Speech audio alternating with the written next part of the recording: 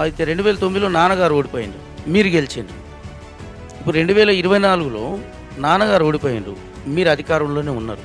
మీరు గెలిచినప్పుడు మీరు అధికారంలో ఉంటారు. నాన్నగారు ఆ అధికారం కోల్పోతారు. మీకు బాగా ఇష్టమైన వ్యక్తి ఎవరంటే నాన్నగారే.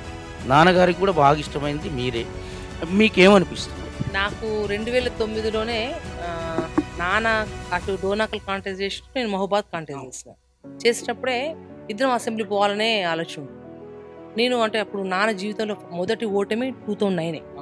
ఆ రోజు నేను గెలిచినా కూడా నాకు ఒక 6 నెలల వరకు నేను కోలుకోలేకపోయాను. ఎందుకంటే అయ్యో ఏంది ఇట్లా అంటే ఇద్దరం కలిసి ఒక తండ్రి బిడ్డ ఒకేసారి అసెంబ్లీలో అడుగు పెట్టాలనుకున్నాను. ఆ రోజు అట్లా మిస్ కావడము, ఆ 6 మంత్స్ తర్వాత మళ్ళీ నేను మళ్ళీ నార్మల్కి వచ్చాను. ఒక 6 మంత్స్ చాలా ఫీల్ అయిపోయింది. దాని తర్వాత మీరు అన్నట్టు మళ్ళీ దాని తర్వాత నాన్న ఓడిపోవడం, మళ్ళీ నేను ఎమ్మెల్యేగా సార్ నేనే ఓడిపోవడము, నాన్నగారు మళ్ళీ ఇది అవ్వడం అయిపోయినాయి పోటీల్లో.